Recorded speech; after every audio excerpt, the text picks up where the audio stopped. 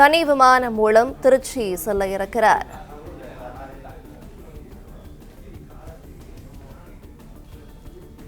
கூடுதல் விவரங்களை செய்தியாளர் ராஜகுமாரன் வழங்கிட கேட்கலாம். ராஜகுமாரன் வணக்கம். மேலும் தகவல்கள் என்ன சொல்லலாம்? தலைவர் விஜய் இன்று தேர்தல் பரப்புரை ஆற்றுவதற்காக நாமக்கல் மற்றும் கரூர் நகரங்களுக்கு புறப்பட்டிருக்கின்றார். சென்னை நீலாங்கரையில் இருக்கக்கூடிய தன்னுடைய இல்லத்திலிருந்து விஜயினுடைய வாகனம் புறப்பட்டு செல்லக்கூடிய அந்த காட்சியை பார்க்கின்றோம். இன்னும் சற்று நேரத்தில் அவர் சென்னை விமான நிலையம் சென்றடைய இருக்கின்றார். கடந்த முறை ஒரு காரில் சென்றிருந்தார். இந்த முறை அந்த காரில் இருந்து மாற்றாக வேறு ஒரு காரில் விஜய் செல்லக்கூடிய அந்த காட்சிகளை பார்க்கின்றோம். தனி விமானம் மூலமாக சென்னையிலிருந்து திருச்சி விஜய் சென்றடைய இருக்கின்றார். அதன் பிறகு அங்கிருந்து சாலை வழியாக நாமக்கல் நகரத்துக்கு கிட்டத்தட்ட 90 கிலோமீட்டர் தூரத்தில் இருக்கின்றது. அந்த நகரத்திற்கு சென்று நாமக்கலிலே உரையாற்ற இருக்கின்றார். அதன் பிறகு இன்று மாலை கரூரிலே விஜய் உரையாற்ற இருக்கின்றார். இதற்காக விஜயினுடைய அந்த வாகனம் புறப்பட்டு செல்லக்கூடிய காட்சியை பார்க்கின்றோம்.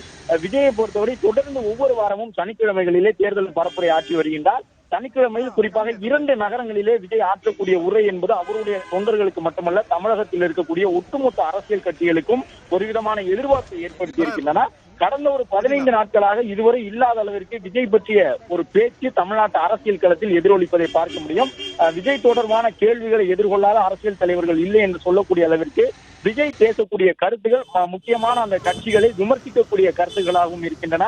கடந்த ஒரு 50 ஆண்டுகளாக தமிழ்நாட்டிலே அசைக்க முடியாத சக்திகளாக இருக்கக்கூடிய கட்சிகளை கூட கேள்வி கேட்கக்கூடிய அளவிற்கு விஜய் தன்னுடைய விமர்சனங்களை முன்வைத்துக் கொண்டிருக்கின்றார். அதிலும் குறிப்பாக ஒவ்வொரு ஊருக்கும் செல்லும் பொழுது அந்த ஊரில் இருக்கக்கூடிய முக்கிய அரசியல் கட்சியினுடைய தலைவர்களை நோக்கி, அந்தந்த ஊரின் மக்கள் பிரதிநிதிகளாக இருக்கக்கூடிய அமைச்சர்களை நோக்கி விஜய் கேள்வி எழுத்துக் கொண்டிருக்கின்றார். இந்த நிலையில்தான் நாமக்கல் மற்றும் கரூர் என்ற மேற்கு மாவட்டத்தினுடைய 2 முக்கிய நகரங்களுக்கு விஜய் இன்று செல்லுகின்றார். ஏற்கனவே மத்திய மண்டலத்திலே தன்னுடைய செல்வாக்கு என்ன என்பதை விஜய் நிரூபித்து காட்டியிருக்கின்றார். திருச்சி, அரியலூர், நாகப்பட்டினம், திருவாரூர் உள்ளிட்ட நகரங்களிலே பல்லாயிரக்கணக்கிலே இளைஞர்களை விஜய் திரட்டி தனக்கு பின்னால் இருக்கக்கூடிய அந்த இளைஞர் பட்டாளத்தை தமிழ்நாட்டு அரசியல் களத்திற்கு அறிமுகம் செய்திருந்தார். இன்று விஜய் செல்லக்கூடியது முற்றிலும் புதிதான ஒரு பகுதி, அதாவது மேற்கு மண்டலம், கொங்கு மாவட்டங்கள் என்று சொல்லப்படக்கூடிய அந்த பகுதிகளில் செறிவாக இருக்கக்கூடிய சட்டப்பேரவை தொகுதிகளிலே பெரிய அளவில் யார் வெற்றி பெறுகின்றார்களோ அவர்கள்தான் முதலமைச்சராகவோ அல்லது எதிர்க்கட்சி தலைவராகவோ வர முடியும். எனவே கொங்கு செழித்தால் எங்கும் செழிக்கும் என்பார்கள். அது பொருளாதாரத்திற்காக சொல்லக்கூடிய, தமிழ்நாட்டினுடைய பொருளாதார வளர்ச்சிக்காக சொல்லக்கூடிய வார்த்தை மட்டுமல்ல, அந்த பகுதியில் பெறக்கூடிய வெற்றிகள் தான் அரசியல் கட்சிகளுக்கு முக்கியமாக ஆட்சி அமைப்பதற்கோ எதிர்க்கட்சி வரிசைகள் வலிமையாக அமருவதற்கோ துணை செய்யும். அப்படிப்பட்ட கொங்கு மண்டலத்திலே விஜய்க்கு இருக்கக்கூடிய செல்வாக்கு என்ன, மற்ற அந்த மத்திய மண்டலங்கள் வடபகுதியில் இருக்கக்கூடிய செல்வாக்கை போன்று மேற்கு மாவட்டங்களிலும் விஜய்க்கு இருக்கக்கூடிய அந்த இளைஞர் பட்டாளம் மிகப்பெரிய எண்ணிக்கையில் இருக்குமா என்பது உட்பட பல்வேறு கேள்விகள் இருக்கின்றன. இந்த நிலையில்தான் விஜயனுடைய வாகனம் நீலாங்கரையில் இருந்து புறப்பட்டு சென்னை விமான நிலையம் செல்லக்கூடிய காட்சிகளை பார்க்கின்றோம். இன்னும் சற்று நேரத்தில் விமான நிலையத்திற்கு சென்றுவிட்டு விஜய் அங்கிருந்து தனி விமானத்திலே புறப்பட்டு திருச்சிராப்பள்ளி செல்ல இருக்கின்றார். ஒவ்வொரு வாரத்திலும் விஜய் உரையாற்றிக் கொண்டிருக்கின்றார். இப்பொழுது நாமக்கல், கரூர் நகரங்களிலே உரையாற்ற இருக்கின்றார். அதன் பிறகு வேலூர், ராணிப்பேட்டை மாவட்டங்களில் உரையாற்ற இருக்கின்றார். தமிழ்நாடு முழுவதும் சுற்றுப்பயணம் செல்லக்கூடிய வகையிலே விஜயனுடைய தேர்தல் சுற்றுப்பயணம் என்பது பிப்ரவரி மாதம் வரை ஏற்பாடு செய்யப்பட்டிருக்கின்றது. அரசியல் களத்திலே தமிழக வெற்றி கழகம் புதிய கட்சியாக அடியெடுத்து வைத்திருக்கின்றது. 2022 அரசியல் கட்சியாக தமிழக வெற்றி கழகம் உருவாகி இருந்தாலும் கூட மக்களவை தேர்தலை எதிர்கொள்ளவில்லை, சட்டப்பேரவை இடைத்தேர்தல்களை எதிர்கொள்ளவில்லை. 2026 சட்டமன்ற தேர்தல் தான் எங்களுடைய இலக்கு என்று சொல்லி விஜயினுடைய அந்த தமிழக வெற்றி கழகம் தேர்தலுக்கு தயாராகி நிற்கின்றது. தமிழ்நாடு முழுவதும் சுற்றுப்பயணம் செல்லக்கூடிய வகையிலே விஜய் தன்னுடைய பயணத்தை திட்டமிட்டிருக்கின்றார். இப்பொழுது நீலாங்கரையில் இருக்கக்கூடிய விஜயினுடைய அந்த வாகனத்தை பார்க்கின்றோம். மற்றொரு பக்கம் நாமக்கல் நகரிலே விஜய் இப்போதுதான் சென்னையில் இருந்து புறப்படுகின்றார் என்று தெரிந்தும் கூட அங்கும் நூற்றுக்கணக்கான தொண்டர்கள் குவிந்திருக்கக்கூடிய காட்சிகளை பார்க்கின்றோம். அதே நேரம் விஜய் வந்து சேருவதற்கு பிற்பகல் ஆகும் என்பது அங்கே இருக்கக்கூடிய தொண்டர்களுக்கு தெரியும். அது ஒரு குறுகலான பகுதியாக இருக்கின்றது என்பதையும் அங்கிருக்கக்கூடிய தொண்டர்கள் உணர்ந்து கொள்ள வேண்டும். எனவே அந்த குடிதண்ணீர் உள்ளிட்டவற்றுக்கான ஏற்பாட்டுடன் அவர்கள் வர வேண்டும் என்பது தமிழக வெற்றி கழகத்தினரும் சொல்லக்கூடிய ஒரு கருத்தாக இருக்கின்றது. வந்திருக்கக்கூடிய தொண்டர்கள் தான் தங்களுடைய பாதுகாப்புக்கு முக்கியத்துவம் கொடுத்துக் கொள்ள வேண்டும் என்பதையும் அவர்கள் வலியுறுத்தி சொல்லி இருக்கின்றார்கள். பார்க்கிங் உள்ளிட்டவற்றில் எல்லாம் கவனத்தோடு இருக்க வேண்டும். பெண்கள் அதிகமாக வருகின்றார்கள் தமிழக வெற்றி கழக தலைவர் விஜய் ஆற்றக்கூடிய அந்த உரையினை பார்ப்பதற்காக. எனவே அதுபோன்று பல்வேறு தரப்பினரும் வரக்கூடிய சூழ்நிலையில் அந்த குறுகலான பகுதியில் எல்லாம் அதிக அளவிலே தமிழக வெற்றி கழகத்தினுடைய தொண்டர்கள் விஜய் பார்ப்பதற்காக வரக்கூடிய அவருடைய ரசிகர்கள் பலரும் குவியக்கூடும் என்பதால் அதற்கான முன்னெச்சரிக்கை நடவடிக்கையோடு தண்ணீர் உள்ளிட்டவற்றோடு அவருடைய தொண்டர்கள் காத்திருக்க வேண்டும் என்று சொல்லப்படுகிறார்கள். நாம் பார்க்கக்கூடிய இந்த லெக்சஸ் மகிழ்வந்தில் தான் தற்பொழுது விஜய் வந்து கொண்டிருக்கின்றார். அவருடைய கார் அந்த பகுதியை கடந்து செல்லக்கூடிய காட்சியை பார்க்கின்றோம்.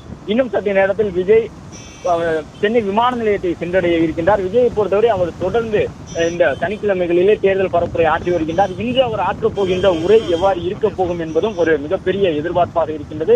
ஏனென்றால் விஜய் ஒவ்வொரு மாவட்டத்திலும் தன்னுடைய சுற்றுப்பயணத்தை முடித்துக் கொண்டு சென்னை திரும்பும் பொழுது அந்த மாவட்டத்தில் இருக்கக்கூடிய அமைச்சர்களோ அந்த மாவட்டத்தில் இருக்கக்கூடிய முக்கிய அரசியல் கட்சியினுடைய மாவட்ட செயலாளர்களோ அடுத்தடுத்து ட்ரெண்ட் ஆகின்றார்கள்.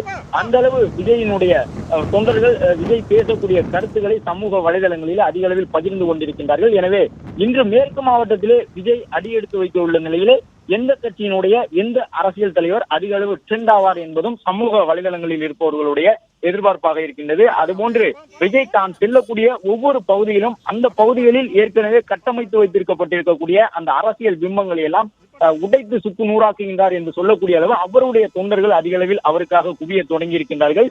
விஜய் மீது பல்வேறு கேள்விகள் இருந்தாலும் விஜய்க்காக பல்வேறு சவால்கள் இருந்தாலும் கூடக்கூடிய கூட்டமெல்லாம் வாக்குகளாக மாறுமா என்று மற்ற கட்சிகள் விஜயனுடைய எதிர்வரிசையில் இருக்கக்கூடிய கட்சிகள் கேட்கக்கூடிய ஒரு கேள்வி. அந்த கேள்வியில் ஓரளவு உண்மை இருந்தாலும் கூட அதையெல்லாம் கடந்து விஜய் எவ்வாறு வெற்றி பெறுவார் என்பதும் ஒரு மிகப்பெரிய எதிர்பார்ப்பாக அவருடைய தொண்டர்களிடம் இருக்கின்றன. ஏனென்றால் ஒவ்வொரு மாவட்டத்திற்கும் விஜய் செல்லும் பொழுது அந்தந்த மாவட்டத்திலே கிட்டத்தட்ட சராசரியாக 6 சட்டப்பேரவை தொகுதிகள் இருக்கின்றன. ஒரு சில கட்சிகள் தற்பொழுது புதிதாக ஒரு விமர்சனத்தை முன்வைக்க தொடங்கி இருக்கின்றார்கள். விஜயை பொறுத்தவரை மற்ற கட்சிகளால் அவர் விமர்சிக்கப்படக்கூடிய அந்த துணி என்பது மாறிக்கொண்டே இருக்கும். முதலில் அவர் எல்லாம் கட்சி தொடங்கி விடுவாரா, விஜயை விட முன்னணி நடிகர்கள் எல்லாம் கட்சி தொடங்குகின்றோம் என்று சொல்லிவிட்டு ஏன் கட்சி தொடங்காமல் போனார்கள்? நடிகர்களால் இந்த காலகட்டத்தில் அரசியல் கட்சி தொடங்குவது என்பது முடியாத ஒன்று. அரசியல் கட்சி தொடங்கிவிட்டு நடிகர்களால் சுற்றுப்பயணம் சென்று விட முடியுமா? 234 தொகுதிக்கு செல்ல முடியுமா? ஒவ்வொரு தொகுதியிலும் வெயிலில் நின்று பேச முடியுமா என்றெல்லாம் பல கேள்விகள் கேட்டார்கள். ஆனால் அதையெல்லாம் கடந்து விஜய் தன்னுடைய கட்சியை தொடங்கிவிட்டார். அதன் பிறகு கட்சி தொடங்கினால் போதுமா, பெரிய அளவிலே இளைஞர்கள் வர வேண்டும், ரசிகர்களாக இருப்பார்கள், அவர்கள் தொண்டர்களாக மாற மாட்டார்கள் என்ற விமர்சனம் முன்வைக்கப்பட்டது.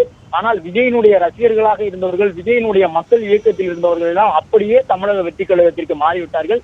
யாரும் வெளியில் வந்து நாங்கள் ரசிகர்களாக இருந்தோம், திரைப்படத்திலே ரசித்தோம், ஆனால் அரசியல் கட்சியாக ஏற்றுக்கொள்ள மாட்டோம், அரசியல் தலைவராக ஏற்றுக்கொள்ள மாட்டோம் என்ற விமர்சனத்தை பொதுவெளியிலே முன்வைக்கவில்லை. அப்படியே அவர்கள் ரசிகர்கள் என்ற நிலையில் இருந்து தொண்டர்களாக மாறிக்கொண்டார்கள்.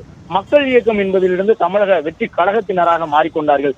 அதன் பிறகு இப்போது விஜய் மீது முன்வைக்கப்படக்கூடிய விமர்சனம் வரக்கூடிய கூட்டம் எல்லாம் வாக்குகளாக மாறிவிடுமா என்று.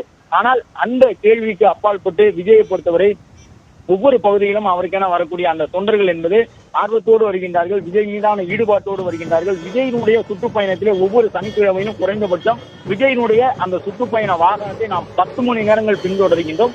இந்த 10 மணி நேரத்திலே விஜய் செல்லக்கூடிய சாலைகளில் வரக்கூடியவர்கள், எதிர் திசையில் வரக்கூடியவர்கள் விஜயை எவ்வாறு எதிர்கொள்கிறார்கள் என்பதையும் நாம் பார்த்துக் கொண்டிருக்கின்றோம். பிளே ஸ்டோர் மற்றும் ஆப் ஸ்டோரில் இருந்து பாலிமர் செயலியை QR கோடு மூலம் பதிவிறக்கம் செய்யுங்கள். செய்திகளை உடனுக்குடன் பெறுங்கள்.